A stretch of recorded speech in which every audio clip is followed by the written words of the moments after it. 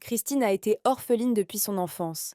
Sa vie était paisible jusqu'au jour où un mystérieux chiot duveteux nommé Manny est apparu, changeant tout son univers et même le nom du personnage principal. Catherine n'avait que 5 ans lorsqu'elle et sa mère furent chassées du domaine du duc, bien qu'elle fût sa fille illégitime. Le domestique tenta tant bien que mal d'aider le bébé. Il lui dit que la dame attendait un enfant et, profitant de l'absence de la propriétaire, elle les mit à la porte du manoir. Le jeune homme était prêt à conduire la femme et la fillette n'importe où dans la petite ville. Kat essaya de calmer sa mère du mieux qu'elle put. Elle ne pouvait plus rester près du portail. Elle devait trouver un nouvel endroit où vivre. La petite beauté ne savait pas quoi faire. Mais en voyant le visage d'Hailey couvert de larmes, elle essaya de ne pas pleurer. Finalement, la jeune femme a décidé où elle pourrait séjourner dans un avenir proche. La calèche conduisit la mère et la fille jusqu'à un magnifique et haut bâtiment. C'est à l'opéra que la jeune Hailey travailla comme actrice pendant plusieurs années. La mère de la fillette mourut la même année, après la mystérieuse disparition de l'enfant, et la petite Kat vécut et travailla dans l'atelier de costumes pendant les années qui suivirent. Désormais, elle avait un toit et de quoi se nourrir. Les tailleurs ont appris à la petite fille à coudre et à prendre soin des choses. Il y avait beaucoup de costumes, et chaque acteur du théâtre devait préparer le sien pour la représentation. Catherine a aidé les ouvriers et a livré les vêtements aux cabines d'essayage. Les femmes étaient bouleversées pour la jeune fille qui grandissait toute seule. Après être allée essayer une autre tenue, l'héroïne commença à penser que le vieil acteur la traitait différemment de son enfance. Elle n'aimait pas ses paroles ni son regard langoureux. La jeune fille appela l'assistant du théâtre et, en échange de biscuits, lui demanda de donner le costume à l'acteur. Le temps passa vite. Catherine eut 17 ans. Elle devint une belle jeune femme élancée aux grands yeux verts. Le personnage principal apprit que la propriétaire du théâtre, Emma, avait promis de donner la jeune fille en mariage à un riche comte noble. La propriétaire avait signé un contrat il y a longtemps et attendait que son employé ait 18 ans. Catherine était outrée par la décision d'Emma de la vendre et exigea de connaître le prix. La dame fut un peu surprise par l'insistance de la jeune fille, mais elle annonça un montant 2 fois supérieur à celui que le noble lui avait promis. Le personnage principal a promis de collecter de l'argent pour devenir libre. Le propriétaire du théâtre était contrarié, mais il a accepté l'accord. Ce n'est qu'après avoir refermé la porte derrière elle que Kat a pu se détendre. Les larmes coulaient des yeux du pauvre homme. La somme était fabuleuse. Une première avait lieu sur la scène du théâtre le soir même, et l'on attendait la présence de personnalités de la noblesse. Catherine apprit que son père devait assister au spectacle. La jeune fille a rassemblé son courage pour demander de l'argent à son seul parent. Duke Jones est resté pratiquement inchangé et paraissait très jeune. En s'approchant, Catherine vit que la propre fille de son père se tenait à côté de lui et qu'ils discutaient avec animation de quelque chose. Le personnage principal s'est enfui précipitamment.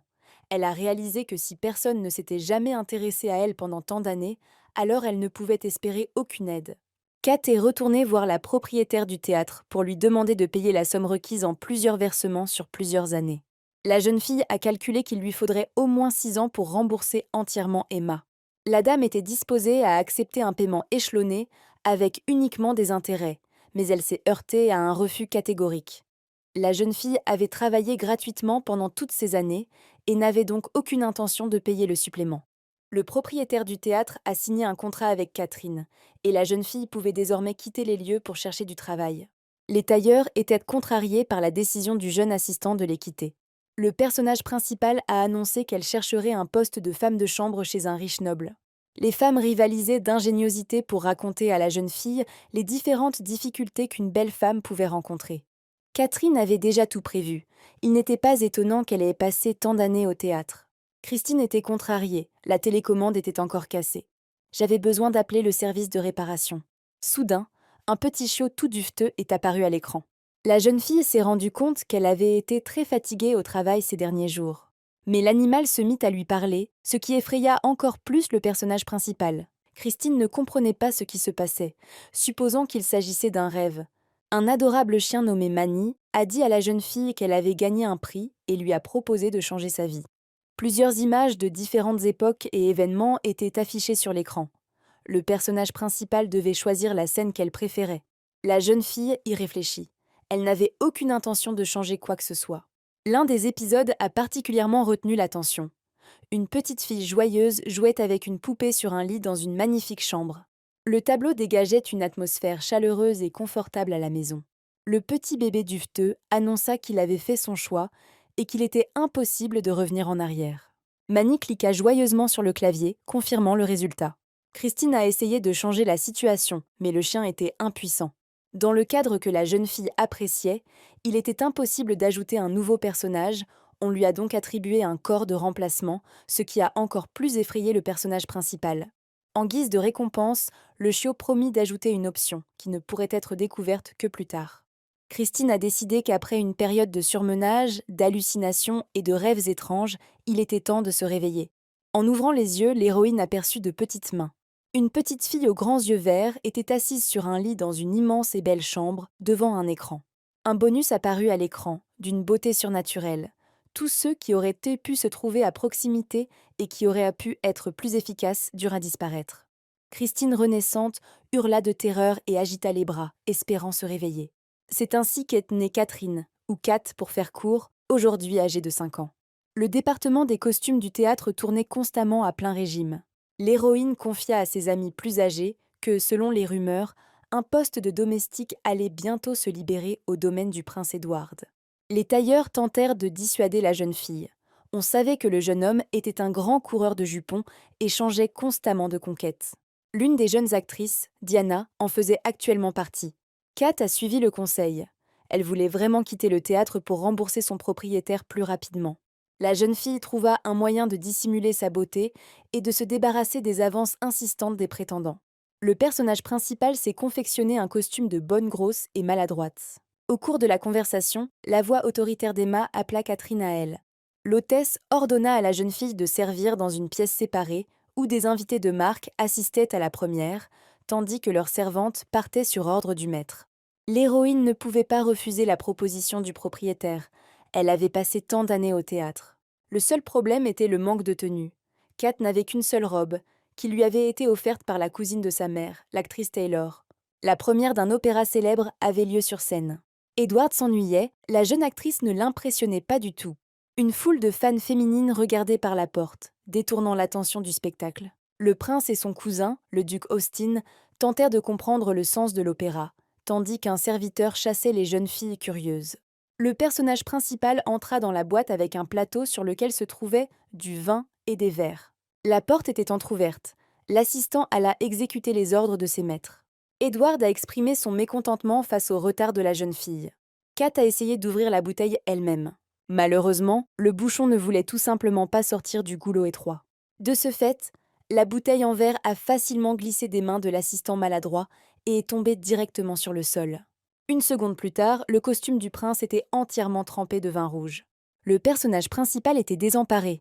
Elle ne savait pas quoi faire ni comment effacer les nombreuses taches. La jeune fille arracha un morceau de tissu fait maison qui avait été cousu à la hâte sur sa robe ouverte et élégante. Un silence complet régnait dans la loggia. Edward observait l'étranger maladroit avec fascination. Catherine ne comprenait pas pourquoi elle n'était pas réprimandée jusqu'à ce qu'elle voie où l'invité regardait. La jeune fille couvrit sa poitrine dénudée avec de larges manches. Le prince promit de laisser le personnage principal en vie et lui ordonna de quitter rapidement la pièce. Catherine connaissait tous les couloirs du théâtre. Elle n'avait donc pas peur d'être vue par qui que ce soit dans une telle tenue. Tremblante de peur, la jeune fille courut au vestiaire pour se changer rapidement. Tard dans la soirée, dans sa chambre, Édouard se souvint d'un épisode amusant avec un inconnu. Le prince invita chez lui sa dernière élue, une actrice de théâtre. Il était temps pour la servante de la renvoyer chez elle. La servante ne répondit pas aux instructions de son maître, captivée par son corps nu et majestueux. Édouard dut faire appel à son ancien assistant Henri pour trouver une fois de plus un remplaçant pour une autre employée qui n'avait pas été à la hauteur de ses fonctions. Ainsi, un nouveau serviteur fit son apparition dans la résidence de campagne du second prétendant au trône. Le palais impressionna Catherine par sa beauté et sa taille. Le personnage principal, déguisé en ouvrière grosse et laide, se tenait à l'entrée principale avec une lettre de recommandation d'un des riches prétendants de sa grand-tante. Chaque fille rêve de trouver son prince charmant et de l'épouser. Édouard avait une autre élue qui s'imaginait être sa seule et unique bien-aimée. Le propriétaire du palais quitta la chambre et se dirigea vers la salle de bain. En son absence, la bonne a dû renvoyer immédiatement la jeune fille chez elle. La belle résistait désespérément, ne voulant pas quitter le lit. La femme de chambre a apporté des vêtements et du linge de lit propre. Une autre maîtresse a menacé de licencier l'employé, mais Kat avait déjà commencé à s'habituer à ses tâches. La bonne changea calmement les draps propres, sans prêter attention aux cris et aux menaces. Le prince, comme toujours, fit son apparition à l'improviste. Il n'y avait plus de travail pour ce soir, il était temps d'aller se reposer. Le personnage principal disposait de sa propre chambre où elle pouvait se changer tranquillement et enlever son déguisement. La perruque et les vêtements en coton empêchèrent le corps de respirer. Fatiguée, Kat s'est laissée tomber avec plaisir sur le petit lit. Il était possible de se reposer un peu du lourd fardeau. Avant de quitter le théâtre, la prima donna Taylor a dit au revoir à sa nièce en lui offrant les lunettes qu'elle avait commandées pour le bal masqué à venir. La sœur de la mère était la seule parente de la fille. L'actrice a souhaité bonne chance à la jeune fille et a promis de l'aider en cas de besoin. Mais avant d'entrer dans la chambre du prince en tant que femme de chambre, Catherine devait rencontrer la gouvernante en chef, qui ouvrit la porte et vit une jeune fille gauche et grosse, portant des lunettes LED et ayant la peau foncée, venue pour servir comme femme de chambre. L'apparition de la nouvelle bonne choqua tout le monde. Ses énormes lunettes et son corps disproportionné défiguraient la jeune fille. Ainsi, le personnage principal obtint pour la première fois sa propre petite chambre lumineuse. Kat a essayé de rendre sa vie plus confortable. La jeune fille avait accroché des dessins de modèles de vêtements qu'elle avait elle-même créés. Il y avait de nombreuses domestiques, chacune avait son propre poste de travail. La gouvernante principale était toujours insatisfaite, critiquant le moindre détail. Il était interdit aux invités de voir le personnage principal. Catherine s'est vue confier la tâche et s'est mise à nettoyer de nombreuses pièces. À la bibliothèque, la jeune fille rencontra sa collègue Meg.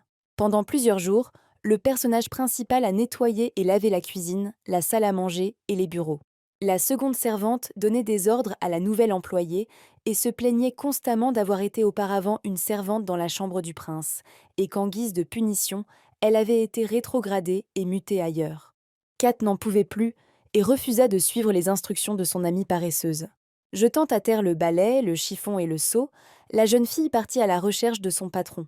Meg a dû continuer à se nettoyer. La bonne se plaignait à son amie que la nouvelle bonne ne faisait rien. Les collègues en ont discuté et ont élaboré un plan pour se venger de cet employé désagréable. L'actrice Diana devait venir voir le prince dans la soirée.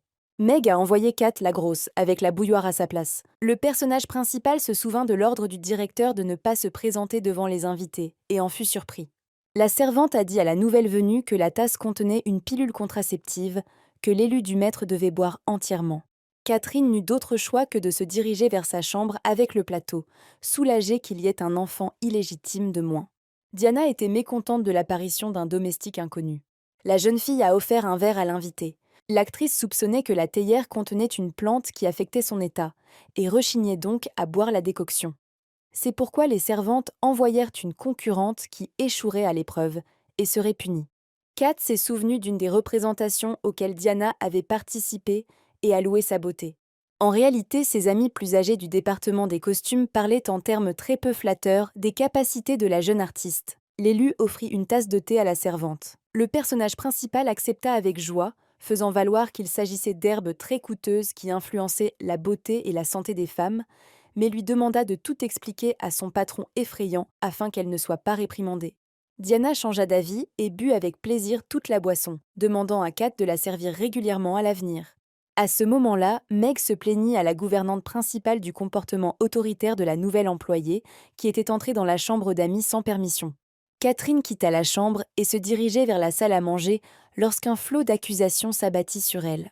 La bonne ne perdit pas son sang-froid et expliqua que c'était Meg qui l'avait envoyée là-bas, partageant tous les détails de la conversation, qu'elle ne pouvait pas connaître puisqu'elle avait commencé à travailler il y a seulement quelques jours. Et, de plus, la tasse vide confirmait que la tâche était accomplie. La jeune fille parlait avec assurance, ce qui prouvait son innocence. Les plans de la servante envieuse ont échoué. Non seulement la nouvelle venue n'a pas été punie, mais elle a maintenant été chargée de servir l'actrice. Catherine se sentait mal à l'aise dans le manoir. Tous les employés détournaient le regard de cette fille laide. Meg rêvait depuis longtemps de retourner dans la chambre du prince, d'où elle avait été expulsée pour son comportement inapproprié quelques mois auparavant. Elle commença donc à courtiser une servante de la chambre d'Édouard, la persuadant que son maître était secrètement amoureux d'elle. De plus, la méchante bonne suivait constamment la nouvelle venue, cherchant à lui jouer des tours. Après un autre scandale avec une employée qui s'était déshabillée devant le prince à la demande de la perfide Meg, Un Édouard furieux envoya son principal assistant trouver une remplaçante, et Henri vint demander conseil à la responsable des domestiques. Le destin a conduit le personnage principal au bureau de la gouvernante principale à cet instant précis. Les personnes présentes regardèrent pensivement la jeune fille qui entrait. Le propriétaire se fichait complètement de l'apparence de la bonne. Il avait besoin d'une employée responsable et compétente. La décision fut prise, et Catherine fut engagée comme nouvelle femme de chambre du prince. L'héroïne n'était pas préparée à un tel retournement de situation. Édouard ne l'intéressait pas. Son objectif principal était de rembourser le propriétaire du théâtre. Ayant appris que son salaire allait doubler, ce qui signifiait qu'elle pourrait donner la totalité de la somme à Emma plus rapidement, la jeune fille devint pensive. Kat était même ravie de la proposition et s'est renseignée sur ses nouvelles responsabilités. C'est ainsi que, de façon inattendue et malgré son apparence peu flatteuse pour narguer la cruelle Meg, elle se retrouva elle-même dans la chambre du prince. Cependant, dès le premier jour, le personnage principal, en voyant le corps nu du bel homme, regretta profondément ce qui s'était passé. La jeune fille s'inclina profondément et parla la tête baissée. Le vieux Henri disait, lors de la formation préliminaire, que le maître n'aimait pas qu'on le regarde dans les yeux. Édouard fut surpris et se redressa. Il voulait croiser le regard de son interlocuteur. Le prince se retira dans la salle de bain, ordonnant que sa prochaine maîtresse soit réveillée et amenée. Montrer la porte à la jeune fille était le deuxième problème rencontré par la femme de ménage. Le domestique n'attendit pas et entra dans la chambre pour emmener l'invité. Finalement, l'actrice s'était réveillée et s'est habillée. Le majordome a réprimandé Kat pour sa lenteur. Tout devait être fait très rapidement avant le retour du propriétaire de son bain. Une fois tout le monde parti, Meg décida de se remémorer le passé et se glissa discrètement dans les appartements du prince.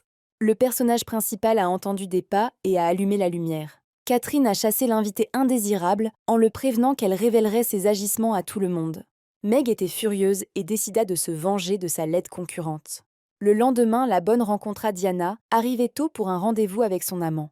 La servante envieuse déclara qu'elle servirait elle-même la belle aujourd'hui, puisque tout le monde était occupé. Comme par hasard, l'employé rusé laissa échapper que le prince allait quitter l'actrice. Diana était sous le choc, pensant qu'Edward avait partagé des informations avec sa femme de chambre. La jeune fille continuait d'inventer des insultes qu'elle prétendait avoir entendues de la bouche de Kat, adressées à la jeune femme. L'actrice était contrariée et comptait régler le problème avec l'ouvrier obèse. Le prince se rendait à sa résidence, destinée à recevoir ses élus. Édouard était prévenant. Il demanda à ses assistants ce qu'ils feraient si son thé précédent avait refroidi. Le vieux Henri fut surpris par la question. Il répondit bien sûr qu'ils allaient servir une nouvelle portion. Le monsieur se souvint de la veille au soir et des 3 tasses de thé intactes qui se trouvaient sur la table de service dans sa chambre. Le prince fut très surpris par la proposition de la nouvelle servante. La femme rondelette était contrariée par les feuilles de thé abîmées et accepta de ne préparer la boisson que sur demande afin de ne pas gaspiller les provisions. Édouard appréciait le courage et la détermination de la jeune fille, qui n'avait pas peur de faire sa demande. Kat était assise dans la chambre d'amis, attendant l'arrivée de son hôte, lorsqu'elle entendit des pas feutrés. Le personnage principal se retourna et fut surpris de constater que l'actrice était arrivée avant l'heure prévue. Diana gifla la bonne de toutes ses forces. Catherine ne comprenait pas la raison et a demandé qu'on lui explique pourquoi elle était punie. La bonne ne ressentait aucune culpabilité. Meg se tenait joyeusement derrière la porte, écoutant aux portes ce qui se passait. Le prince et ses assistants arrivèrent à l'heure. Il vit ce qui s'était passé. La maîtresse a accusé la bonne de médire dans son dos. Diana était très bouleversée. Elle ne croyait pas qu'elle allait bientôt se séparer d'Edward. L'héroïne a, à juste titre, rejeté toutes ses paroles. Elle ne pouvait pas lire dans les pensées du prince et ne pouvait pas connaître ses plans. Meg entra sans gêne dans le hall et confirma les propos de l'actrice, évoquant les propos injurieux tenus par Kat envers la maîtresse. Le propriétaire du palais écoutait attentivement toutes les filles. La nouvelle femme de ménage était outrée par le comportement perfide de sa collègue. Catherine accusa Meg de mentir pour se débarrasser de sa rivale et retourner travailler dans la chambre du prince. La bonne était la seule à s'intéresser au ragot et à l'éviction de la concurrente laide. Édouard n'a même pas eu besoin de donner l'ordre. Henri lui-même a suggéré que Diana quitte la résidence. Meg fut punie et n'eut plus jamais le droit d'attirer l'attention du prince. Il était temps pour le second héritier du trône de retourner dans son palais principal. Le serviteur personnel du maître tomba soudainement malade, et Catherine, sur son ordre, devait l'accompagner dans un nouveau lieu. La jeune fille se rendait pour la première fois en calèche dans une autre ville.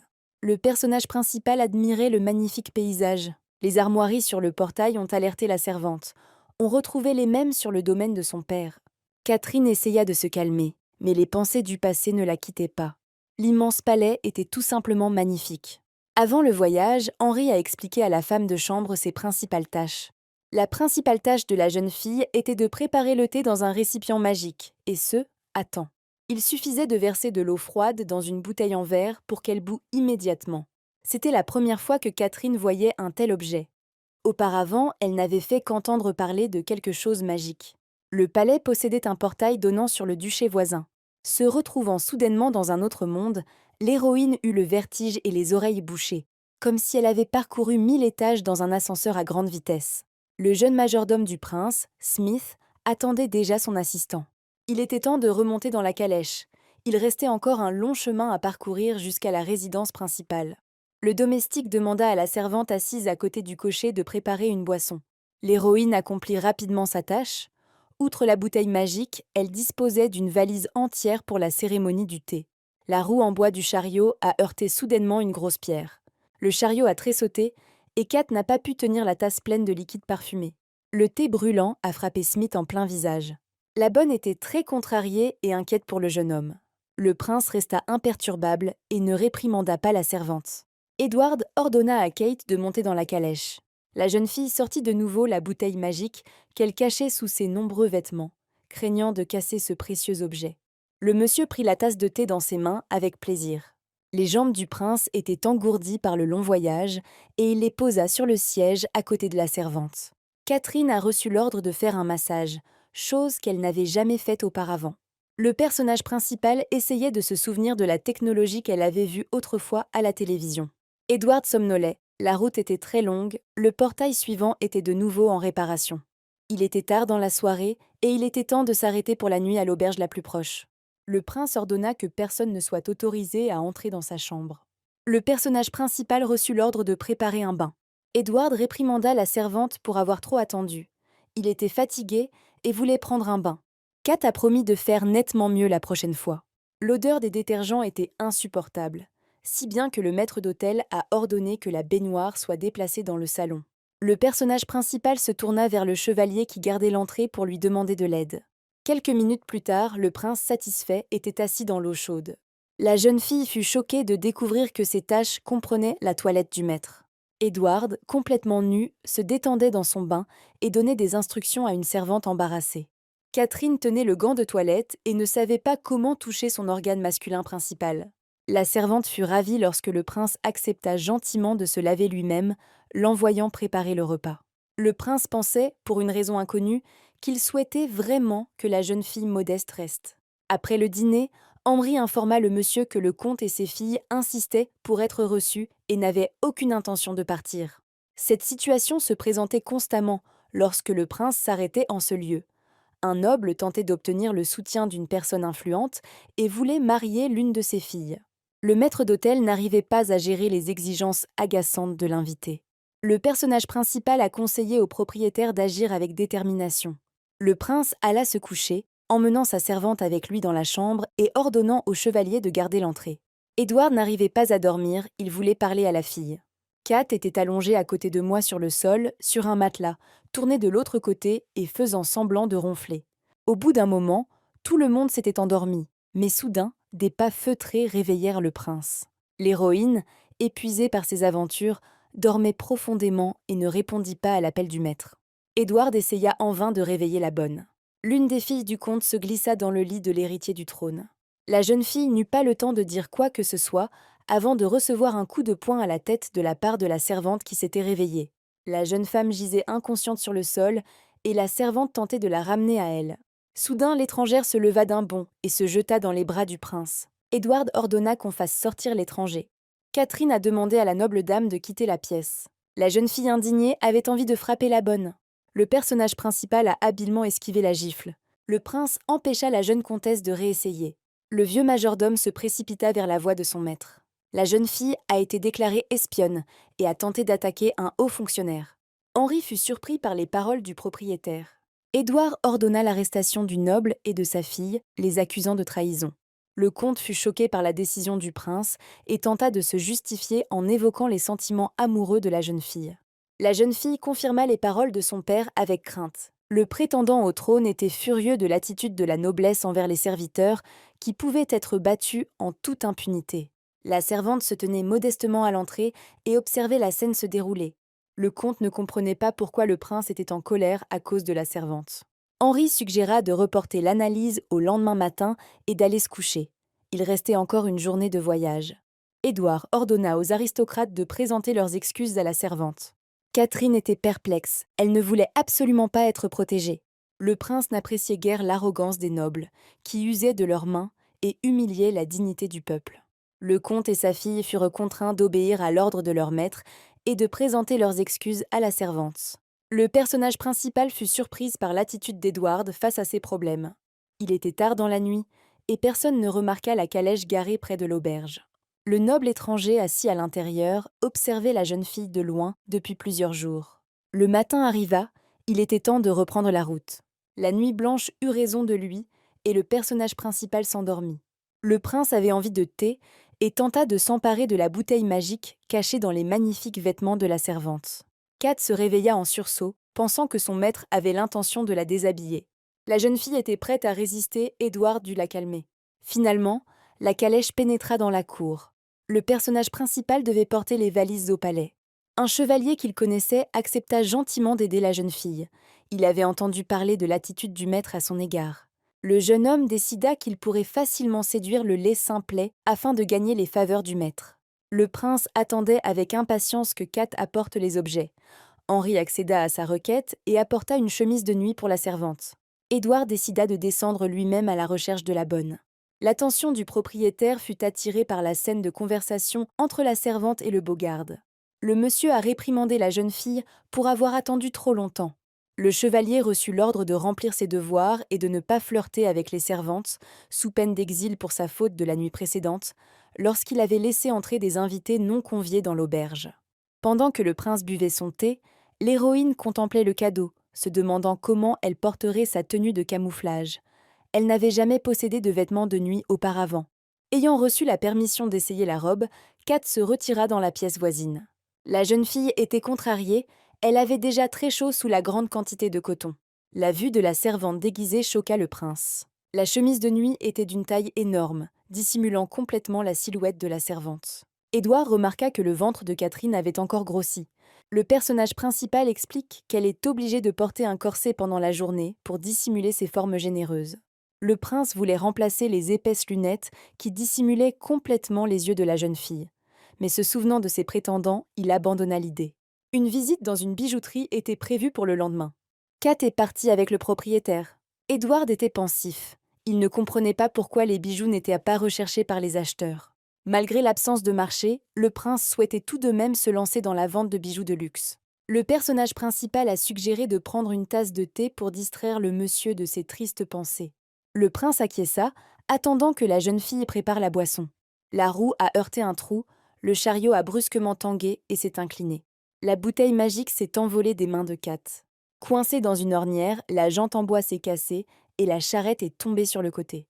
La servante bondit de son siège et se jeta sur Édouard. L'homme parvint à agripper fermement la jeune fille. Quelque chose craqua sous sa main. Le prince fut bouleversé de réaliser que la servante l'avait trompé.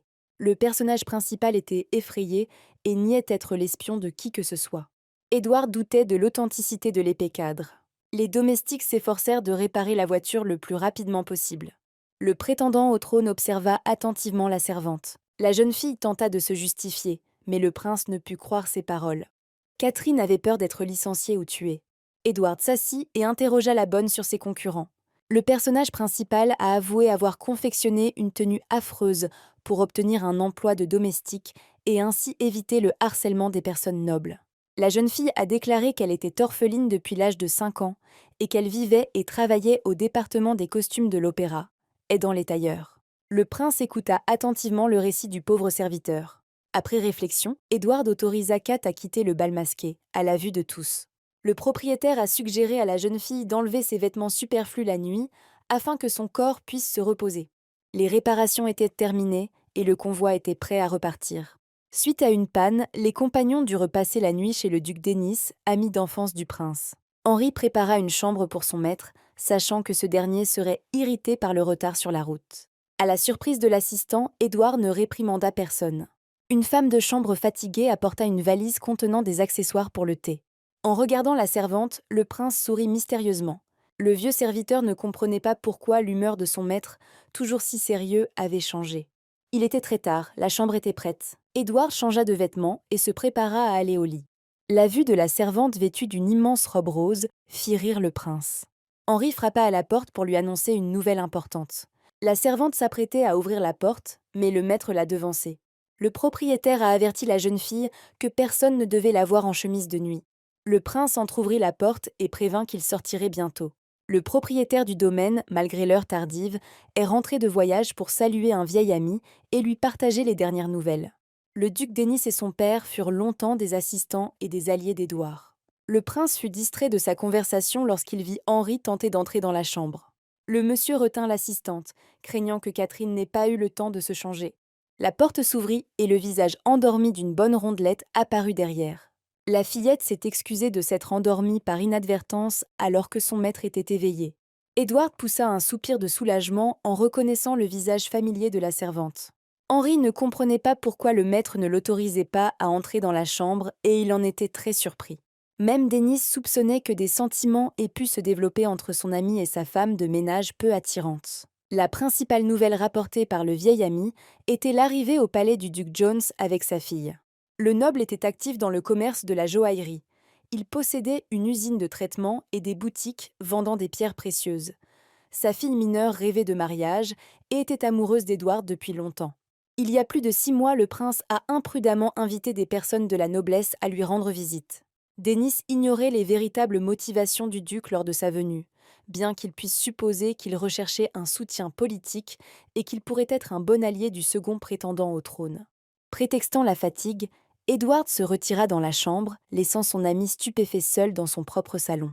Le matin, la calèche partit pour la bijouterie de la ville. Le personnage principal s'apprêtait à prendre place à côté du cocher, laissant sa valise à thé à l'intérieur. Le prince ordonna que la servante se tienne à proximité. Denis a insisté pour que la bonne s'assoie avec lui. En chemin, l'ami d'Édouard a demandé à boire à Kat, et elle lui a tendu une bouteille d'eau de source. La servante a catégoriquement refusé de donner la coupe de son maître au noble monsieur. Le prince lui-même ne prêta aucune attention à la querelle qui éclata dans la calèche. Le prétendant au trône emportait toujours avec lui des accessoires pour le thé lors de ses nombreux voyages. De plus, les chariots voisins disposaient toujours d'une réserve d'eau potable dans des barils et des bouteilles. Édouard était très prévoyant, son convoi était donc généralement assez important. Denis se calma. Les amis allaient en participer à une importante chasse royale. Cet événement, réservé aux personnes particulièrement nobles, n'avait généralement lieu qu'une fois par an. Cette année, le rival du prince, le duc William, a promis d'être présent au stand de tir. Édouard était contrarié par cette nouvelle. Il n'était pas prêt à communiquer étroitement avec son rival. Un ami d'enfance a confirmé la participation du premier prétendant au trône à la chasse. La lettre que Denis avait reçue la veille contenait diverses rumeurs mondaines. Le personnage principal écoutait les informations, se remémorant des séries télévisées. L'un des événements fut la nouvelle concernant l'actrice qui avait trouvé un nouvel élu et était enceinte. Le prince ne se souvenait plus de qui il s'agissait. Catherine a rappelé au propriétaire l'existence de Diana, dont il s'était séparé si rapidement il y a environ 2 mois. Le jeune homme était pensif, regardant distraitement les paysages qui défilaient par la fenêtre. Denis n'en croyait pas ses yeux, il ne reconnaissait pas son ami d'enfance. L'apparence même du prince indiquait qu'il était amoureux. Finalement, la calèche entra dans la ville et s'arrêta sur la rue principale. Les compagnons entrèrent dans une immense maison qui possédait un grand hall intérieur. Édouard et Denis s'assirent sur les canapés confortables et moelleux. Le maître ordonna à la servante de rester à proximité. Kat n'arrivait pas à trouver où se trouvait le magasin qu'ils allèrent visiter. Finalement, le propriétaire de l'établissement apporta une grande et belle boîte. Le personnage principal en avait déjà vu de semblables au théâtre, mais elle contenait généralement des décorations bon marché pour les représentations des artistes. Catherine adorait assortir ses tenues à la couleur de son tailleur. Le prince demanda à la servante de s'approcher. La boîte en bois contenait des pierres aux couleurs vives. La servante, émerveillée par une telle beauté, demanda à son assistant de lui donner quelques conseils féminins. Le personnage principal regarda attentivement autour de lui. Kat a suggéré de commencer par modifier l'environnement. Les amis écoutèrent la simple bonne avec surprise. Le prince ne comprenait pas pourquoi les pierres précieuses ne pouvaient pas être vendues. Dennis a essayé de persuader Édouard de ne pas se lancer dans le commerce de la joaillerie. La servante poursuivit son raisonnement. Elle ne comprenait pas pourquoi la beauté devait être cachée. Les jeunes hommes étaient intéressés par les paroles de la jeune fille. Le prince a demandé à partager ce qui pourrait être changé dans le magasin pour augmenter les ventes. Kat se souvenait des vitrines en verre richement décorées qui attirèrent le regard. La femme de ménage expliqua que malgré les coûts élevés du matériel et de la publicité, tout serait rentabilisé dans un avenir proche. Les vitrines doivent intéresser les clients. Il doit donc y en avoir beaucoup. Le magasin doit disposer d'employés spécialement formés. Faire du shopping devrait être un plaisir, et c'est exactement ce dont rêvait Christine lorsqu'elle a souhaité ouvrir sa propre boutique de vêtements dans un avenir lointain. Le prince observa le regard inspiré de la jeune fille qui parlait avec enthousiasme du nouveau type de magasin. Catherine, subjuguée, rayonnait de bonheur. Le soir venu, les amis se retrouvèrent à nouveau seuls dans le salon. Denis n'approuvait pas le choix de son ami ni son attitude envers la vilaine bonne. Une assistante de longue date m'a conseillé de changer de femme de ménage pour éviter les commérages. Edward a rassuré son ami en lui disant qu'il n'était pas amoureux de la fille, mais a catégoriquement refusé de la changer. La conversation a ensuite porté sur des sujets politiques. Le prince avait besoin d'alliés, et le duc Jones et sa fille pourraient rejoindre le camp d'Édouard. Par une matinée ensoleillée, le palais royal principal accueillit les invités. Le carrosse de l'héritier du trône s'arrêta devant l'entrée principale, et son ami proche, le beau marquis de Harris, l'attendait déjà. Le jeune homme soignait beaucoup son apparence et était très apprécié des filles. Le noble fut attiré par l'apparence de la servante qui descendit de la calèche après le prince. Le marquis salua l'étranger corpulent, qui se mit aussitôt à s'incliner. Les jeunes nobles étaient ravis de se revoir. Ils se connaissaient depuis l'enfance et s'étaient toujours soutenus mutuellement. La servante se tenait seule à l'écart, écoutant les cris de joie de son maître et de ses assistants. Edward a demandé à Henry de prendre soin de la jeune fille, de lui donner une chambre et de la nourrir. Harry était particulièrement heureux de le rencontrer. Son ami avait voyagé à travers les villes pendant plusieurs mois et avait souvent passé du temps dans sa propriété. Kat fit de son mieux pour se retenir. Elle avait besoin de ce travail, alors elle était prête à endurer les paroles acerbes et les regards moqueurs de son entourage. Une fois installée dans la petite pièce, la bonne partit à la recherche de la cuisine. La salle à manger était vide, mais sur le chemin du retour, le personnage principal fut interpellé par une dame sévère entourée d'un groupe de servantes. Les ouvriers chuchotèrent entre eux, surpris, en voyant la silhouette laide de l'étrangère et ses épaisses lunettes, à travers lesquelles ses yeux étaient complètement invisibles. Catherine tressaillit à la voix forte du principal serviteur du palais de la baronne Lorraine. La jeune fille s'inclina chaleureusement et se présenta. La noble dame fut surprise par l'apparence étrange de la servante du prince. Le personnage principal a rapporté que son patron ne s'intéressait pas à l'apparence de l'employé. Indignée, la baronne alla trouver Edward pour lui proposer un remplaçant. Elle souhaitait depuis longtemps se débarrasser du vieux Henry. C'était un prétexte pour l'accuser d'incompétence en matière de choix du personnel. Les servantes suivirent leur redoutable patronne. Lorraine avait depuis longtemps prévu de faire de son neveu Smith son assistant principal. Les domestiques les plus âgés se sont fait des amis dans le petit hall. Le prince informa la baronne qu'il était satisfait du travail et de l'apparence de sa servante, et qu'il n'avait donc pas l'intention de la remplacer. Dennis a expliqué ce qui était arrivé à Smith, qui avait été brûlé par de l'eau bouillante et qui est maintenant en convalescence. Lorraine était outrée par les frasques de Kat et décida de se venger de la jeune fille pour son neveu. Une amie d'enfance a convaincu le gérant qu'il s'agissait d'un accident et que la femme de ménage n'avait aucune intention malveillante. Le prince déclara qu'il ne permettrait à personne de changer ou d'emmener ses employés, et envoya la baronne s'occuper des nombreux invités du palais. Déçue de ne pas avoir réussi à se débarrasser d'Henry et de Catherine d'un seul coup, la femme quitta fièrement la pièce. En parcourant les longs couloirs, Lorraine conçut un plan de vengeance. On frappa à la porte des appartements des invités de Duke Jones. Sa fille se tenait à la porte et demanda la permission d'entrer. Même chez elle, sa mère, la deuxième fille du duc Aidan Gordon, insistait pour qu'elle épouse le premier prétendant au trône, le duc Guillaume. La jeune fille voulait parler seule à son père. Les parents de Lily avaient contracté un mariage arrangé à la demande du redoutable père de la marquise, si bien que l'enfant grandit seul. Le duc n'éprouvait aucun sentiment particulier pour elle et se sentait désormais coupable.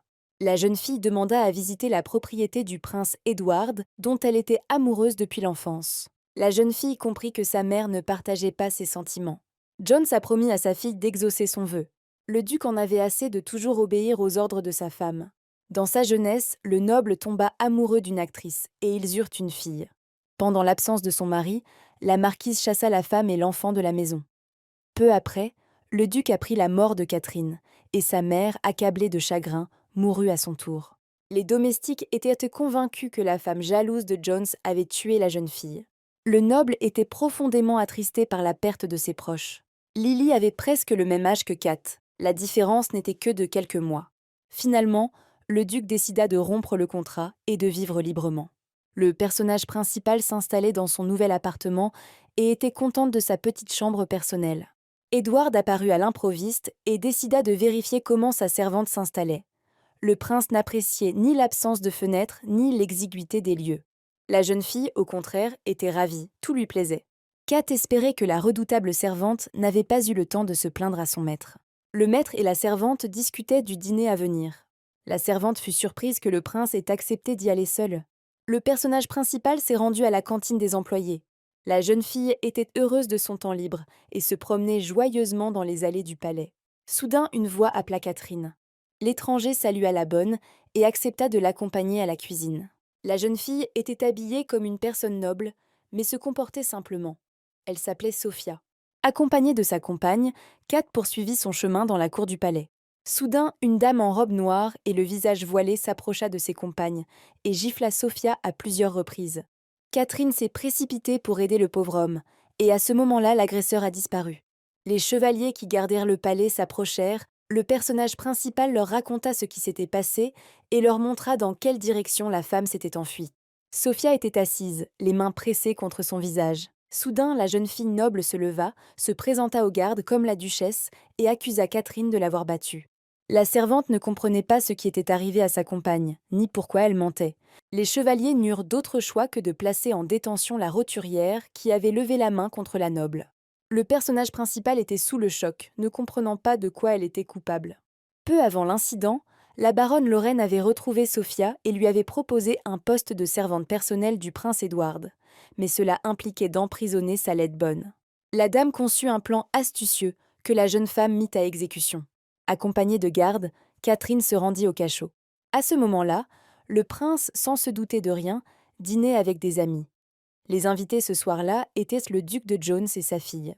Les plats étaient délicieux. Lily a remercié le propriétaire pour son accueil chaleureux. Dennis et Harry ont engagé la conversation. La jeune noble exprima le désir de se revoir plus souvent et invita Edward dans sa propriété. Rougissante, la dame toucha la main du prince en signe d'amitié. Le prétendant au trône sursauta. Il n'appréciait guère qu'on ose le toucher sans permission. Harris comprit qu'un scandale était inévitable et invita d'urgence son ami dans le bureau voisin pour une conversation confidentielle. Édouard prit congé des invités et les invita à poursuivre leur repas. Dans le bureau du prince, les amis ont pu discuter des résultats de la réunion dans une atmosphère sereine. Dennis était globalement satisfait du comportement de son aîné. Les relations chaleureuses avec la famille Jones étaient la clé de leur alliance et de leur soutien dans la lutte pour le trône. Harris a suggéré de se reconvertir dans le monde des affaires. Édouard décida d'ouvrir des bijouteries conformément aux recommandations de la bonne. Les amis savaient qu'il faudrait beaucoup de temps pour construire des bâtiments, recruter et former du personnel. Au cours de la conversation, Henri, tout excité, a fait irruption. L'assistant principal informa le monsieur que sa femme de chambre avait été arrêtée pour avoir agressé une mondaine. Le prince saisit son épée et s'apprêtait à libérer la servante. Dennis barra le passage à Edward, furieux. Il était impossible d'agir de manière impulsive. Mon ami a failli y laisser sa peau à cause de ces paroles. S'étant un peu calmé, le prince remit l'arme à Henri. Il était nécessaire de clarifier les détails de l'incident. Harris devait tout savoir sur l'aristocrate blessé. Edward allait interroger tous les témoins. Dennis reçut l'ordre de retrouver son père, le duc Benjamin, qui pourrait témoigner en faveur de Catherine. L'assistant n'arrivait pas à croire que son maître se soucie autant de la bonne. Le prince comprit qu'il était nécessaire de changer le statut de la servante afin que personne ne puisse plus l'offenser. Dehors, la nuit était profonde, la lune brillait de mille feux. Un homme vêtu d'une cape sombre et coiffé d'une capuche s'est dirigé furtivement vers la prison. Harris rattrapa son ami et lui proposa de prendre un raccourci, Il connaissait presque tous les passages secrets du palais. Le jeune duc demanda à Édouard de faire son choix et de commencer la lutte pour le trône, faute de quoi d'autres membres de sa famille et ses amis pourraient en souffrir. Auparavant, le prince avait refusé à plusieurs reprises le titre d'héritier. Mais il se rendait compte maintenant que son rival était très cruel et rusé et qu'il n'épargnerait pas ses adversaires. Le personnage principal avait déjà passé plusieurs heures dans le donjon. Kat était au bord des larmes, se souvenant du petit chiot duveteux Mani et de sa promesse d'une vie heureuse, alors que seuls des malheurs s'abattaient sur la pauvre fille. Édouard est apparu à l'improviste. Il a promis de tout arranger et de libérer la bonne au plus vite. Catherine était heureuse de revoir son maître. Le prince était très contrarié par ce qui s'était passé. La bonne a raconté ce qui s'était réellement passé et elle n'était coupable de rien. Harris a observé attentivement la réunion et la relation entre le maître et l'ouvrier. Une autre réunion d'amis eut lieu dans le bureau. La nouvelle se répandit rapidement dans tout le palais. Lily vint voir Edward. La jeune fille était prête à faire un faux témoignage pour libérer la servante de son amant. Le prince était intéressé par l'offre, mais il voulait connaître le prix de l'acte de propriété. C'était un plan de secours au cas où son ami ne se présenterait pas au palais à temps. La noble dame était prête à prendre en charge la servante gratuitement. Lorsque Lily est partie, son amie a apprécié ses paroles et a de nouveau abordé le sujet d'un mariage réussi avec un partenaire aussi fiable. Sophia était prête à tout avouer, mais la baronne, très stricte, a insisté pour garder sa version des faits. Lorraine craignait d'être démasquée et a rassuré la duchesse en lui promettant son soutien. La calèche du duc Benjamin entra dans le palais, et personne ne vérifia le coffre sous le siège, dans lequel le noble gentilhomme, qui avait réussi à quitter le palais plusieurs jours plus tôt et était arrivé à l'appel d'un ami, était monté avec difficulté. Les chevaliers laissèrent passer le serviteur, qui sortait souvent de la résidence sur ordre de son maître. Personne n'était visible à l'intérieur de la calèche. Le prince a convoqué toutes les personnes impliquées dans l'incident afin de mener une enquête. La duchesse Sophie a affirmé que, par bonté d'âme, elle avait décidé d'emmener la servante à la cuisine des ouvriers. Le père de la jeune fille a insisté pour que des représailles soient exercées contre la bonne qui avait osé lever la main sur sa fille. Henri, au nom de Catherine, a raconté ce qui s'était passé ce soir-là. Le duc fut surpris par l'apparition d'une dame inconnue vêtue de noir dans la cour du palais, qui était soigneusement gardée. Édouard demanda à la noble dame d'expliquer la contradiction entre ses paroles et celles de la servante, et elle commença à s'embrouiller dans son témoignage. Harris a déclaré que son ami est juste et impitoyable en matière de mensonges, quel que soit son statut. Les paroles du jeune duc ont déconcerté les personnes présentes. Le prince promit de traiter sans pitié quiconque serait reconnu coupable.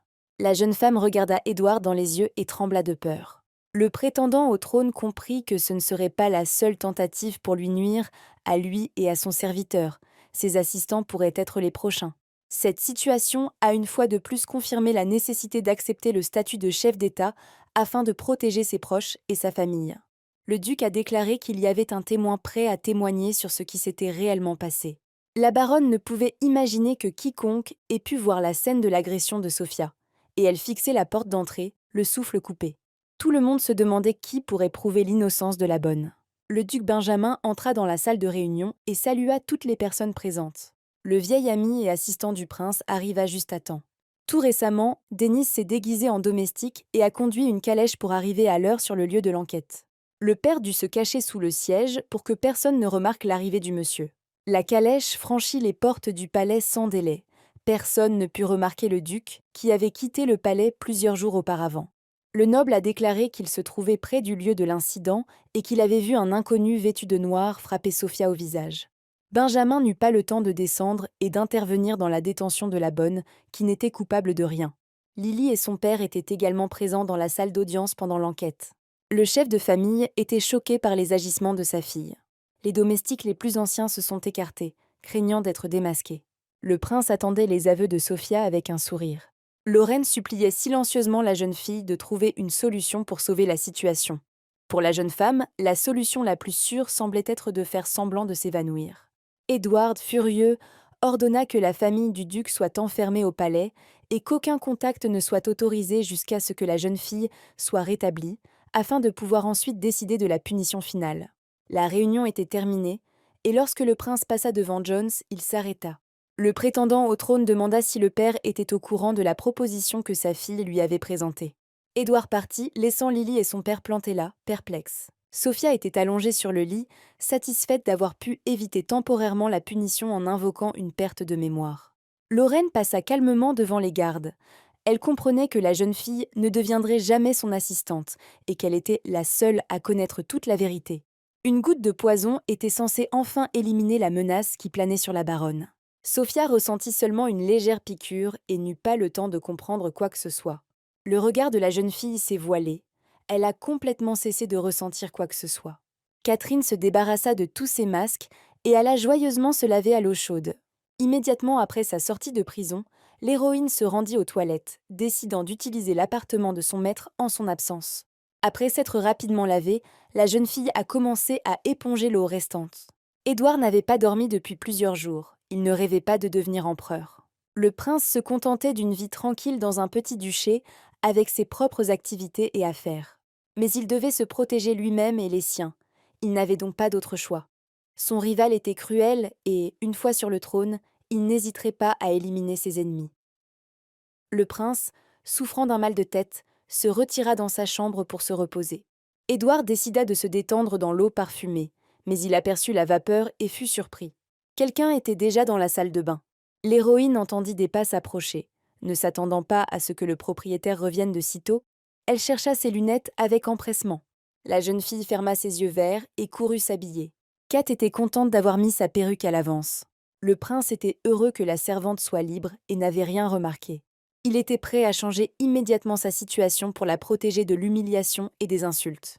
Soudain, on frappa à la porte et Harry entra en courant. Une amie a sauvé la situation en lui disant que Sophia était paralysée. Le duc a réussi à apercevoir le couple et s'est excusé pour cette intrusion inopinée. La jeune noble était actuellement examinée par un médecin. Le prince changea rapidement de vêtements et se prépara à rendre visite à la malade.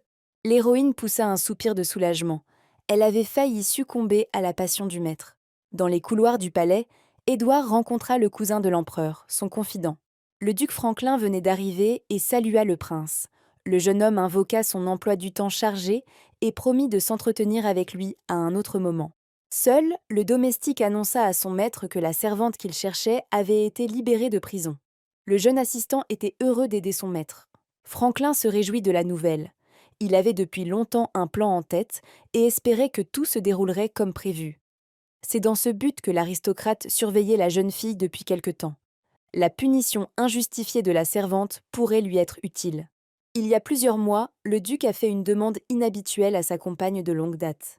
Le propriétaire du théâtre avait besoin de trouver de toute urgence une jeune fille aux cheveux blonds et aux yeux verts. Emma fut très surprise par la demande de ce monsieur influent. Franklin révéla le secret. Il avait une fille, Amanda, malade depuis l'enfance et alitée la plupart du temps. La jeune fille avait maintenant 17 ans, et si elle ne pouvait assister à la réception, leur héritage reviendrait à des parents éloignés après le décès de leur père. Il était nécessaire de trouver une remplaçante temporaire pour la jeune fille afin de garantir son statut le jour de sa majorité, et pour cela, l'aide du propriétaire du théâtre était requise. Par pure franchise, Emma révéla également le secret selon lequel le duc de Jones avait une fille illégitime. Les deux duchés étaient apparentés de façon lointaine du côté maternel. La fille illégitime avait hérité de cheveux blonds et d'yeux verts, et elle était restée tout ce temps entre les mains du propriétaire du théâtre. Après sa visite à Sophia, le prince, bouleversé, retourna à son bureau, réalisant que quelqu'un l'avait devancé et était en train d'éloigner le témoin. Il devait protéger Catherine. Les amis ont refusé d'accepter la décision de leur camarade aîné. Le fidèle Henri reçut l'ordre de préparer des appartements séparés pour la future élue du prince. Lorsqu'elles se rencontrèrent, le vieux serviteur raconta à la servante les projets du maître qui avait décidé de faire d'elle sa concubine. Catherine était choquée, elle n'avait aucune intention de coucher avec le prince. L'assistante fut surprise par le refus de la femme de chambre. Comprenant qu'elle ne pouvait rien changer à la décision du maître, l'héroïne décida de s'enfuir pendant son absence de quelques jours, comme le rapporta Henri. Après avoir rassemblé le strict nécessaire, Catherine se dirigeait vers le portail lorsqu'une calèche la rattrapa. À l'intérieur se trouvait le duc Franklin avec son serviteur. L'aristocrate accepta gentiment de prendre la servante en stop. Le noble ne perdit pas de temps et fit part de ses projets à la jeune fille. Le personnage principal fut choqué par la proposition de remplacer la fille malade du duc lors d'une représentation donnée au palais pour son 18e anniversaire, afin qu'elle puisse pleinement utiliser son titre à l'avenir. Franklin promit de verser une somme suffisante non seulement pour rembourser le propriétaire du théâtre, mais aussi pour ouvrir son propre magasin de vêtements. Les parties ont signé un accord en vertu duquel Catherine recevra de l'argent après sa libération et ne revendiquera aucun autre statut. L'héroïne était heureuse, elle allait être libre dans quelques mois seulement. Le terrain de chasse était bruyant. Une fois par an, les nobles s'y réunissaient pour se divertir. La carcasse d'un animal sauvage avait été préparée à l'avance pour l'arrivée des invités. Édouard décida que les événements principaux étaient terminés et qu'il était temps de retourner au palais. Le prince était mécontent qu'il n'ait pas encore été possible d'identifier le principal instigateur de l'arrestation de la servante. Denis supposa que c'était l'idée du maître d'hôtel. Harris a organisé une surveillance accrue de Lorraine et de son entourage. Édouard déclara qu'il était prêt à entamer une rivalité avec le duc Guillaume. Le prince était déterminé à devenir empereur. Les amis jurèrent d'aider et de soutenir leur maître en toutes circonstances. Soudain, un chevalier fit irruption dans le pavillon de chasse. Édouard a été informé que sa femme de chambre avait disparu. Le prétendant au trône était très contrarié par la nouvelle. La joie de Denis était sans limite, même s'il faisait de son mieux pour cacher son sourire. Tard dans la soirée, une jeune fille frappa à la porte de la marquise Olivia. La dame attendait l'invité et a rapidement fait entrer l'étranger. L'aristocrate se présenta comme la sœur cadette de Franklin et observa attentivement la jeune femme. Catherine apprit qu'elle vivrait dans cette maison pendant les 2 prochains mois et qu'elle y acquérait les compétences et les connaissances nécessaires. La marquise fit aussitôt remarquer que la servante n'avait aucun droit de prétendre au titre de noble dame à l'avenir. L'attitude d'Olivia envers Kat, qui était contrariée. La jeune fille expliqua qu'elle avait ses propres projets et qu'elle n'allait pas y renoncer. Le contrat était signé, elle avait besoin d'argent, pas de statut social. Le personnage principal a révélé le secret de la survie du petit orphelin pendant toutes ces années. La marquise se contenta des paroles de l'ancienne servante du prince. Édouard chercha en vain des traces de la servante disparue. Le chevalier posté à la porte affirma qu'elle n'avait pas quitté le palais. La garde disposait d'une liste de toutes les personnes entrées dans la ville ces 3 derniers jours. Le prince s'intéressait à la calèche du duc Franklin, dans laquelle se trouvaient un serviteur et une jeune fille aux cheveux blonds qui dépassaient d'une grande capuche. Harris fut chargé de recueillir des informations sur toutes les filles du palais présentant des caractéristiques similaires. Édouard invite le marquis à prendre une tasse de thé. Le prétendant au trône interrogea l'invité au sujet de l'étranger qui se trouvait dans sa calèche. Franklin a déclaré qu'il avait simplement proposé de conduire en ville une femme de ménage qui ressemblait un peu à sa fille. D'après l'aristocrate, le cocher a déposé la jeune fille à sa demande dans une rue. La réponse était banale, mais quelque chose dans le regard du vieux noble troubla le prince. Les amis se sont réunis pour résumer les informations, convenant qu'une fille ordinaire ne pourrait pas s'acheter une perruque coûteuse avec de luxueux cheveux dorés, ce qui signifiait qu'il s'agissait de vraies boucles. Édouard comprit que la servante pourrait s'enfuir après avoir appris ses projets. Le jeune homme commença à regretter les grosses lunettes et la voix de la jeune fille. Olivia prévint Catherine qu'elle devrait porter une perruque à nouveau, car les chevaliers recherchaient une étrangère ayant une couleur de cheveux aussi rare. Indignée, l'héroïne fit un geste de la main, ce qui irrita le véritable aristocrate. La marquise espérait pouvoir inculquer à la jeune fille les bonnes manières pour l'avenir de sa nièce. Amanda a supplié sa tante de l'aider pour qu'elle ne se retrouve pas sans ses affaires. Olivia se retrouva elle-même dans une situation similaire lorsque son mari mourut subitement. Ses proches la dépouillèrent de tous ses biens et la jetèrent à la rue. Son frère recueillit sa jeune sœur, qui se consacra entièrement aux soins de sa nièce malade. Les recherches pour retrouver la jeune fille aux longs cheveux blonds se poursuivaient dans les rues, aussi la marquise alla-t-elle demander conseil à son amie de longue date, Emma. L'idée de trouver le cadavre d'une pauvre fille et de transformer son corps pour de l'argent intriguait Olivia. Il était nécessaire de se renseigner plus précisément sur l'apparence de la bonne et de préparer ses affaires. La marquise appela Catherine dans sa chambre. La femme interrogea la jeune fille avec déplaisir afin de prendre en compte tous les détails. Olivia avait déjà réussi à subtiliser un uniforme de bonne dans la valise du personnage principal. Catherine était outrée que l'aristocrate ait touché à ses affaires sans permission. Il n'y avait pas de bijoux, mais il y avait quelque chose de personnel, notamment des dessins de nouvelles tendances vestimentaires. La voix menaçante fit frissonner la jeune fille et lui rappela qu'elle se trouvait dans un monde complètement différent, où l'on pouvait facilement se faire tuer. La marquise continua de s'enquérir des traits de la jeune fille et apprit que le prince n'avait vu ni ses yeux ni sa silhouette, mais qu'on lui avait dit que son corps était dissimulé par un corset et une épaisse couche de vêtements, et que ses cheveux étaient au blond foncé. Le personnage principal s'est excusé pour son accès de colère. Il était nécessaire de poursuivre les cours, il ne restait que peu de temps. Catherine se souvenait des grands verres de ses lunettes, derrière lesquels ses yeux n'étaient pas visibles. Olivia se mit en quête d'un corps convenable qu'elle pourrait trouver dans les quartiers pauvres de la périphérie de la ville, où des gens ordinaires mouraient de faim et de maladie. Quelques jours plus tard, le prince apprit que le corps d'une jeune fille, vêtue d'une tenue de servante trop grande, avait été retrouvé dans la rivière. Édouard alla personnellement voir la bonne. La pauvre fille lui ressemblait beaucoup, mais le jeune homme voulait la toucher. Denis était très surpris. Il était prêt à identifier immédiatement la femme de ménage. Malgré la résistance d'Henri, le prince prit la femme noyée par la main. Édouard s'assura que ce n'était pas sa femme de chambre, mais ordonna que cette information soit dissimulée. C'est seulement à ce moment-là que le prince commença à se souvenir qu'il avait rencontré la jeune fille bien plus tôt, à l'opéra, plusieurs mois auparavant. L'héritier du trône a ordonné que le corps soit enterré conformément aux traditions en vigueur, en tant que son serviteur. La forme de la main et la longueur des jambes étaient complètement différentes, ce qui a permis à l'aristocrate de juger qu'il s'agissait d'un faux.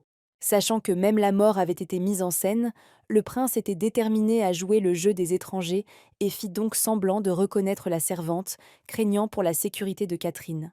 Les amis reçurent pour instruction de tout découvrir sur le passé de la servante et sur la famille du duc Franklin. Édouard restait troublé par le marquis et sa fille malade, sur lesquels on ne disposait pratiquement d'aucune information. Il était temps de partir pour le duché où vivait Amanda. Le chevalier contrôlait toutes les personnes qui quittaient la capitale. La jeune fille dans la calèche était accompagnée d'une dame de la noblesse et ne correspondait pas à la description requise. La marquise a ordonné à Kat de ne pas apparaître dans la rue afin de ne pas attirer l'attention inutilement. Le domaine du duc Franklin était vaste, et un immense palais attendait les nouveaux hôtes. À son arrivée, Olivia a interrogé l'assistante sur l'état de santé de sa nièce. L'héroïne se trouvait pour la première fois en 12 ans dans une immense et magnifique demeure. Elle avait déjà complètement oublié le domaine de son père. La marquise ordonna à la jeune fille de se changer et d'aller rencontrer Amanda, et elle-même se rendit aussitôt auprès de sa pupille. Catherine changea de tenue. La servante l'aida à se coiffer. La jeune fille était très intéressée par la question de son double, son caractère et ses habitudes. La servante hésita longtemps à répondre, mais finit par lui murmurer de se comporter avec prudence et d'essayer de se lier d'amitié avec la dame. Catherine entre dans la chambre de la jeune maîtresse. Les filles se regardèrent attentivement. Olivia fut surprise par la ressemblance entre les deux beautés. Amanda observa attentivement son invitée, enviant sa santé et sa force. Le matin arriva et un autre gentilhomme fut reçu au palais. Le cousin du prince Austin était ravi d'être de retour après un long voyage. Le marquis était censé arriver avec Guillaume, que beaucoup n'aimaient pas et même craignaient. Le premier prétendant au trône était un représentant de l'ancienne famille des ducs de Gordon. Certains de ses proches étaient mariés à des personnes nobles et le soutenaient, malgré son caractère perfide et cruel. Il y a de nombreuses années, un chaman a prédit que le prochain empereur serait celui qui épouserait la première dame du royaume. Austin supposait que William était déjà au palais et courtisait Lily. L'héritier principal croyait fermement aux paroles du sorcier. Edward se souvenait de son enfance. Le portail était de nouveau en réparation, et lui, sa mère et la servante durent entreprendre un long voyage en calèche. Le garçon regardait avec intérêt la nature qui se déroulait par la fenêtre. La bonne essaya de divertir le bébé pendant le long voyage. Soudain, des coups de feu et des cris se firent entendre au loin, et la jeune impératrice soupçonna un complot. Par la fenêtre, on pouvait apercevoir les corps des chevaliers tués qui avaient chevauché en avant en tant que garde. La bonne essaya de calmer le petit garçon. La mère serra son fils dans ses bras et lui demanda de suivre toutes ses instructions. Elle dit à Édouard de se comporter très tranquillement, quoi qu'il arrive, et de rester en vie à tout prix. Le petit prince ne comprenait rien, mais il fit une promesse. La calèche s'arrêta, et l'impératrice et sa femme de chambre s'assirent humblement à l'intérieur. Une personne inconnue portant un masque a demandé où se trouvait l'enfant. L'épouse du chef d'État expliqua que le garçon était tombé malade et qu'il était retourné au palais accompagné d'un second serviteur. L'impératrice demanda qui avait osé tuer ses gardes et retenir la calèche, comprenant qu'il ne s'agissait pas de simples voleurs. Les agresseurs ont confirmé les soupçons de l'aristocrate, affirmant qu'elle mourrait sous l'épée du rival de son mari, membre du clan Gordon. Le tueur examina soigneusement toute la charrette. Les deux filles restèrent immobiles. La première à mourir fut la servante, qui tomba dans les bras de sa maîtresse, heureuse de l'accompagner même dans l'autre monde. Le second coup d'épée frappa l'impératrice à la poitrine. Quelques heures plus tard, les chevaliers découvrirent une calèche brisée et plusieurs cadavres autour. L'empereur a cherché partout son petit-fils. La jeune femme était étendue sur sa servante à l'intérieur même de la calèche, entourée de sang. Le garde a commencé à sortir les corps des filles. Le prince dormait blotti sous les somptueuses robes. Sa mère l'y avait caché, sachant que l'enfant mourrait le premier, raison pour laquelle la dame ne bougeait pas et ne quittait pas la calèche. Édouard se réveilla d'un cauchemar, se remémorant à chaque fois les terribles événements. Et il avait très peur de ne jamais être retrouvé. L'héritier de l'empereur avait refusé le titre à plusieurs reprises, mais il était désormais prêt à affronter les ennemis de longue date de la famille. Des changements sont survenus dans le duché Franklin. Amanda, accompagnée des anciens domestiques, quitta rapidement le manoir principal. Des ouvriers des domaines voisins, qui travaillaient pour le maître mais n'avaient jamais rencontré sa fille auparavant, furent appelés pour s'occuper de Catherine. Tôt le matin, le personnage principal sortit sur le balcon, profitant du soleil chaud et de la possibilité de vivre confortablement dans une demeure noble.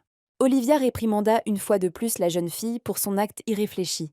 Sa fille malade ne pouvait se permettre un tel comportement. La morphologie de Catherine étant légèrement différente, la marquise ordonna à un domestique de trouver un nouveau styliste. Il était nécessaire de préparer plusieurs tenues pour sortir dans la haute société. Comme Édouard l'avait prédit, son rival, après son retour au palais, décida de rendre visite au duc Jones prochainement. Le marquis Liam, assistant du premier héritier, rapporta à son ami que le vieux duc Franklin avait récemment rendu visite au prince. Le but de la visite était resté secret, car l'aristocrate s'était retiré des jeux politiques en raison de la maladie de sa fille, bien que les dernières informations indiquaient que la jeune femme était en voie de guérison. Amanda aurait pu devenir la première dame de l'État sans son problème de santé, a suggéré William en plaisantant, en suggérant de régler le problème à l'avance. Liam était d'accord avec l'opinion de son ami. Le duc savait que deux jeunes filles prétendaient actuellement à un statut élevé, la première étant la fille de Franklin. Le jeune homme se souvint de la prédiction du vieux chaman. Le magicien fut torturé à plusieurs reprises, dans l'attente de nouvelles prophéties. Le magicien resta ferme et inflexible, ajoutant que son héritier deviendrait le nouveau chef d'État. Le duc William Gordon fut surpris par la dernière prophétie du vieillard. Le chaman ne pouvait pas voir l'avenir, mais il entendait des voix accueillir le nouveau souverain. Un jour, le vieil homme changea son destin et sauva l'impératrice. Après cela, le sorcier perdit son don et disparut pendant longtemps. Duke Jones a reçu un invité de marque. William salua l'aristocrate et demanda à être laissé seul avec Lily. La jeune fille ne voulait absolument pas voir le premier prétendant au trône, soutenu par sa mère. Ils étaient des parents très éloignés. Jones fut contraint de se conformer à la demande du duc. Se retrouvant seul, William demanda comment s'était passée la rencontre de la dame avec le prince. Il savait que la jeune fille était secrètement amoureuse d'Édouard. Le futur empereur n'avait aucune intention de dissimuler ses intentions et proposa la main de la jeune noble, puisqu'elle était désormais la première dame de l'État. Lily a contrarié son interlocutrice en annonçant qu'Amanda était en voie de guérison et qu'elle assisterait au spectacle donné au palais en l'honneur de sa majorité. William ne crut pas la duchesse. Le médecin lui fit part de la maladie de l'héritière de Franklin. Si l'information était fiable, Lily céda sa place à sa rivale et conseilla à l'invité indésirable de changer d'objet de sa cour. La jeune fille ne savait pas exactement ce qui arrivait à Amanda. La fille du duc a surpris par hasard la conversation de son père avec Franklin, qui lui annonçait la bonne nouvelle. William ne céda pas, suggérant à la jeune femme de quitter Edward et de rejoindre son camp. Lily reçut pour instruction de se renseigner davantage sur la famille du vieux duc et sur la situation de sa rivale. Le prétendant au trône exigea que la jeune fille dise à Amanda quel homme merveilleux et quel véritable chevalier il était. Lily ne voulait mentir à personne. En cas de refus, William a promis de s'occuper du prince Edward. La pauvre duchesse supplia à genoux de ne pas toucher à son amant, acceptant n'importe quel acte. Le premier prétendant au trône se réjouit de la rencontre. Il s'était constitué un allié involontaire et se tenait prêt au combat, attendant avec impatience la présentation des jeunes filles. L'issue de ces batailles restait incertaine, tout comme les nombreuses surprises que l'avenir réservait.